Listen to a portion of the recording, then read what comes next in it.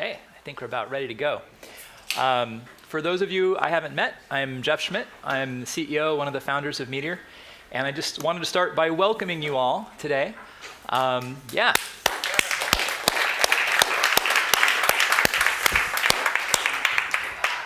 Some of you, a few of you are local. Many of you have traveled some distance to come to be here. We're really thankful to you for taking this time to come meet up with us. Let us know what you think. What we do for you, so it's really important that we hear from you so we know what it is you want us to do. So we've tried to put together a balanced group here, kind of tried to select people from different parts of the world, from different industries, different companies, different parts of the community. And we hope that in addition to whatever you get out of the conversation today and whatever we get out of it, we also hope that you'll get a chance to build relationships with each other. There's a lot of awesome people in this room. Hopefully some of the relationships you build today will last long after the day is done. So anyway, with that, I'm just going to get right into it. We're all getting to know each other, so I wanted to get in the Wayback Machine and take a step back and show you a Meteor family photo or two. This was the very beginning of our company. This was, I think, at one point, this was all of Meteor. If I was sitting in this chair, and this is such an interesting photo because you've got probably the first version of Blaze being written here on David Greenspan's screen, and I think if we zoomed into this whiteboard here, you'd find the first diagram of latency compensation in DDP. We hadn't released anything yet. It was just a science experiment, and we were just some, MIT guys that wanted to write some awesome software. We had no idea how big this would get. We had no idea that, probably, it must have even just been probably less than a month after this photo, we posted that very first Meteor tech preview to Hacker News. It blew up. It became I think it's still possibly the biggest product launch of all time on Hacker News. And people really ate it up. So how time flies from 4 years ago, when this was just some lines of code in a repository, to now it's a worldwide open source community. But even more than that, it's a commercial force. Meteor has become a bigger and bigger economic engine, not just for our companies, but for our well over 100 Meteor certified partners, and for the many people in the audience today that are building your companies and your applications on Meteor. So, now we've crossed the 500,000 unique install mark. There are tens of thousands of people that wake up in the morning and they go to work, they sit down in front of their computer and they start Meteor and they go to work on their apps. And I think it's worth just taking a minute to reflect, how do we get here? How did this, this isn't what normally happens. Most open source projects don't experience that trajectory. And I really think it's because there's a big opportunity in the world today, and Meteor is just one little part of that opportunity, but I think it's good to kind of consider what's going on in the larger world so we can understand where this open source project fits, where a company fits, and how it can benefit all of you in your careers and benefit your companies and benefit you commercially, to kind of position it. We're in the middle of a big shift, the kind of shift that happens every 10 or 20 years. There is the era of mainframes, there's the era of PCs, there's the era of the web, and there's a big transition happening now, which is the transition from, you could call it web to apps. Sometimes I call this connected client.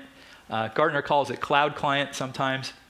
But the point is, we've all got supercomputers in our pocket, and we want to deliver the best user experience we can. We want to deliver an always-on user experience where people can access all these services and data that exist in the cloud and collaborate live with people all over the world, through this platform and through the web browser, which is an incredibly powerful platform for delivering rich applications on the desktop as well. And so there's this huge technological shift happening, and this is happening at the same time as a big commercial change, or a big commercial opportunity too.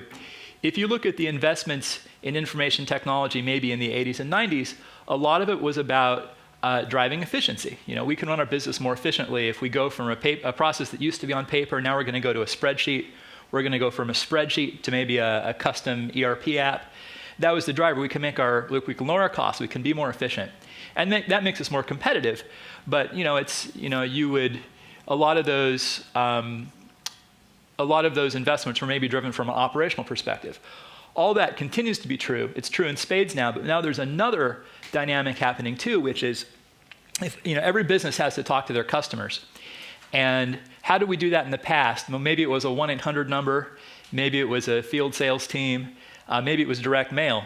More and more of those customer touch points are becoming digital touch points. So if I'm going to interact with my customer, the odds are higher and higher that I'm going to use an app to do it. Whether that's an app in a kiosk, whether that's an app on a phone, whether that's an app on a web page. And this means that every company has to become a software company. Because if you don't, you're going to get left behind, because you're not going to be able to deliver those experiences to your customers that really give them confidence in your brand, give them confidence in your process, and allow them to have a smooth experience and smooth transaction with you. So you can almost think about it as being an expenditure that's driven out of marketing, because we're trying to protect our brand. We're trying to protect the way that we're perceived. So this is a whole new category. It's a whole new element of the value of software. So we're sort of in this maelstrom right now where software's gotten good enough, apps have gotten good enough, the internet has matured, this platform has matured. So we're looking through every single part of our society and ask, where do apps belong that we don't currently have apps? And it's not just those top 10 apps on the home screen of your phone. It's every process, every way we interact, every way we communicate, every way we do business is being reevaluated through this lens of how do we build these apps, or what does an app belong here. So we've got this challenge though, which is a lot of our tech platform is still based in this world, the world of hypertext, the world of rendering HTML on a server, sending it down to a client. And that was pretty good when the web was about giving people access to information. It was like the digital library of the world. But now that we're thinking about these richer, more interactive experiences where latency really matters, just the smoothness of your scrolling really matters, we're at this point where we have to deliver, if we want to have access to all those incredible economic opportunities to start companies in all these verticals where we can really create a lot of value, make a lot of money, or transform the way that our companies interact with our customers, or transform our internal operations, we have to have a technology platform that lets us deliver those apps quickly and without reinventing the whole platform every time we sit down to write an app. So I think that's why Meteor has captured people's imagination so much, because people see we've got these millions of developers that we've trained on the HTML, CSS, and then maybe something in the back end like PHP or .NET or Rails or Java. We've got millions of people that we've trained up on that. All those people now have there's all these opportunities available if we can figure out how to take those skills that we have, take those team members that we have, and build this new generation of apps. And the people who can do that the fastest, and the people who can do it the most efficiently, especially in this world of developer scarcity, are going to be the ones that reap the most of these advantages in this crazy period for the next couple of years where there's so much economic opportunity around apps. How do we, from the point of view of Meteor, how do we help you get there? How do we go from, the big theme for Meteor over the last couple of years has been going from technical innovation, that first slide where we're sitting on our laptops, trying to invent new technology that'll help you. How do we go from that to something that really completes the puzzle for you? And we understand that that's about delivering professional certainty, not just cool technology. That's about supporting you through the whole life cycle of an application, supporting you professionally. We know that when you select something like Meteor, you're making a bet in your career. We want to support you in that bet. We want you to feel like that was a great choice. And supporting your applications. So the whole life cycle of your application, you're supported. So if you look at the world of open source projects, few have made this transition. Few have gone from lines of source code in a repository to a vendor, to a partner that you can really trust to have your back. It's not an easy transition. It's a really difficult transition. And, but it's a challenge that we've enthusiastically accepted. And I'm going to talk about our commercial progress over the next couple of slides. But we we love to serve you in a bigger way than just shipping open source code. And we've remade our company, Meteor Development Group, around that goal. And I just want to emphasize, we're in it for the long haul. There's always going to be technology changes. JavaScript fatigue is a real phenomenon. Change in the JavaScript ecosystem is a real factor. But we are here using our resources to handle that technical nitty-gritty for you, to dance that delicate ballet with Google and Facebook, and navigate all this changing stuff around the changing package systems, the changing view layer technologies, the changing data technologies, so you don't have to. All with the goal of delivering that professional certainty so that you have a platform that you can build on top of. So I just want to take a look back over the last 5 months. We've had an incredible couple of months at MDG. And I just want to hit a few of the highlights. Sorry, why 5 months? The last time we did this, last time we had some of this group in was in last November, so about 5 months ago. So let's check in and see how we've done since our last meeting. Meteor 1.3, you asked, we delivered. We took the things that you asked for in the last time we met 5 months ago, and they're basically in 2 buckets. There's the stuff that relates to the data system, and that's coming in Apollo. And then just about everything else, I think when we dig into it, we're going to see feature by feature. We delivered in Meteor 1.3 what you asked for here back in November. So you asked, we delivered, and we're going to keep delivering. And the other thing I really want to emphasize is Meteor 1.3 is a release that's laser focused on the needs of professional developers building ever more sophisticated apps on Meteor. You folks are our base, the professional developers creating lots of business value on top of Meteor. We've definitely taken a little bit of flack in the community for some of the decisions where we've maybe emphasized power and flexibility over simplicity in maybe for amateurs or hobbyists, or like the very beginning of a project. We think that's the right decision because we know who we're here to serve, and it's the people that are creating economic value on top of Meteor. Second, we have continued to build the JavaScript Alliance. For too long, we went it alone on too many technical fronts. Now we've built close relationships with Google, Facebook, and NPM, and these aren't just technical relationships. So if you look at 1.3, you see those integrations with Angular, you see those integrations with React, you see the new NPM support. We're going to talk about more of all of that that's coming in future releases. But it's not just technical integrations. We now meet regularly with those teams at Google and Facebook and NPM Inc. to coordinate where we want the JavaScript ecosystem to go. So we can take JavaScript forward in a coordinated way. And we've had in the past, there have been some conflicts sometimes where what Meteor was doing would step on their turf or vice versa. Now we've all carved out the pieces of the problem that we're solving so we can all work together to solve this problem of how we bring JavaScript, help JavaScript realize its fullest potential as the platform for all these millions of apps that we have yet to write. Now on the commercial side, this is really awesome. We've crossed the 2,000 customer mark. We've just seen explosive growth of the commercial program at MDG. It has just been so fun, because I think when we were here in November, we'd shipped the first version of Galaxy. A few of you tried it out. We were getting your feedback, trying to make sure it was the right product. At this point, Galaxy metered revenue is growing north of 20% week over week, has been for some time. And we expect that growth to continue into the future. It's been really gratifying to see that all the work that we've put in over the years to build a really strong open source community and build all this momentum around Meteor is translating into that really fun revenue hockey stick for us. And then last but definitely not least, our partner program, we've crossed I think we're at 172 Meteor certified partners, but it's not just about adding more partners, it's about delivering more and more value to the partners, having more and more ways to support you, more and more ways to get you paid, and whether that's the Meteor Prime program, or whether it's the Galaxy reseller opportunities that we're starting to explore, and I think Mark will talk more about this.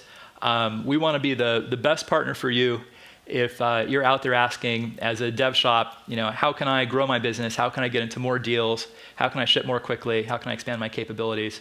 how can I do all that in a way where I really have a close relationship with a vendor that really has my success in mind? So now let me talk about 2016 for a few minutes. What's next? The big theme is expansion. And so let me talk about what that means. So the first expansion is a major expansion of Meteor's market. Up to this point, if you want to use Meteor, you're probably using MongoDB in some form or some capability. With Apollo, I like it so much I'm wearing the shirt today, which you'll hear more about, I'm sure, if you haven't already. It will be possible to write Meteor apps that work with all databases and even talk to microservice backends, REST backends. So this is huge for us because by far the biggest thing that limits Meteor's addressable market is the requirement to use MongoDB. So this is absolutely huge. And related to that is the continued mainstreaming of Meteor. So one of the big themes that we talked about at our last meeting back in November was aligning Meteor with JavaScript. There have been places where Meteor has felt, because Meteor had technology that was, 4 years old at this point, it hasn't always been aligned with the latest and greatest things happening in JavaScript. But now we want to be at the head of the JavaScript parade. We've made an incredible amount of progress in 1.3 in aligning Meteor with all the latest and greatest stuff happening in JavaScript, Angular, React, NPM, and then I think Apollo will be a major wave too. That's a different kind of alignment, taking the good stuff we've got and bringing it to the rest of the ecosystem. So we see a huge opportunity to solve JavaScript fatigue for the whole market now that the market has finally arrived and people know that they want something like Meteor. And as popular as Angular and React are, the teams at Google and Facebook just aren't going to do it. They're not in a position to do it. It's not where you're going to see this integrated JavaScript platform coming from. So we're in a really good position to solve this problem about how we deliver the complete JavaScript platform and really be at the head of the JavaScript parade, and work closely with these other teams around us to make sure that we deliver the best cohesive JavaScript solution available. And with your help and with your feedback, I truly believe that we can get there and build the future of the JavaScript industry together. So it used to be that Meteor wasn't mainstream JavaScript technology. Now we're increasingly becoming the mainstream. And it's not this overnight process. It's a process that has taken months, but we're delivering. And next big expansion, Meteor contains a lot of stuff that's really amazing that people would love to use in their existing Angular and React apps. So another theme you're going to see this year is finding ways for people to take that great technology inside Meteor and use it not just in new apps, but where you want to incrementally adopt some of this technology, especially the data layer technology. You want to take your existing Angular or React app, maybe with a REST backend, and maybe just try it a little corner. Try one little component, one little feature, see how it goes, get that into production. So that's a really powerful additional adoption vector for the Meteor technology. And I think and that also will drive greenfield apps as well as people get comfortable with the technology in more and more places in the industry. On the commercial side, we'll be expanding our commercial offerings. So we'll be expanding Galaxy. So we're expanding Galaxy into Europe and Asia regions, for example, one of the absolute most requested features for Galaxy. But we'll also be introducing some new commercial offerings, especially around the data layer, especially around measuring, monitoring, scaling your application, and understanding how to get high performance at scale, not just with MongoDB, but with a diverse set of data sources. And finally, we will continue to expand partner opportunities. This is a never-ending quest for us to create more ways to work for us. More ways to work with us, more ways to make money, and deliver more value to your customers. So I'm really psyched for it's just been an incredible incredible couple months. A lot of things have happened quickly. There's been a lot of growth for our organization to really show that we can deliver on everything we promised last time, up to including that 24 by 7 by 15-minute SLA that we have sold to those of you that require it.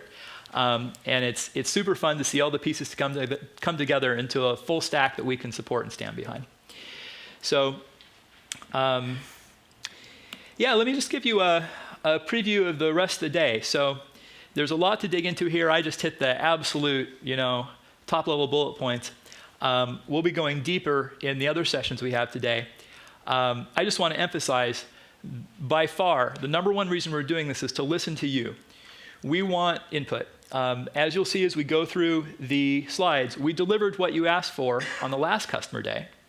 So your input today is going to have a huge impact on shaping our strategy and shaping the future of the platform. And we're really grateful that you're taking the time to come here and give it to us. So our goal is to have create an environment that's very transparent, to be very available to you today. Think of it as having an all-access pass to talk to our team. So we're right here at the top with my introductory remarks. Matt's going to give an overview of just the whole, our thing on our product strategy framework and how all the pieces fit together and get your input on that. And then we're going to double-click one more time and go into the three main sections: Meteor, Apollo, and Galaxy, Apollo being the new data system. And then after that, we'll have some chance to hang and get to know each other at the office and have some informal conversations. And after that, just down the street at the Crafty Fox Ale House, we have a reception arranged for you, some snacks and drinks. And I know some of you probably have other dinner plans in San Francisco, but if you don't, we would really love to have you come join us from 7 to 9. So thank you once again. I want, so I've talked a bit about our successes and our progress over the last couple months.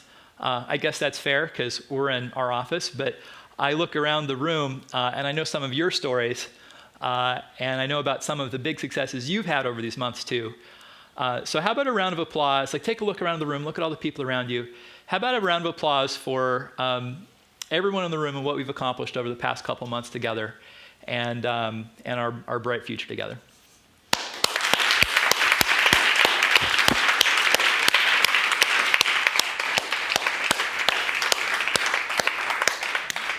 And I just want to say thank you one more time.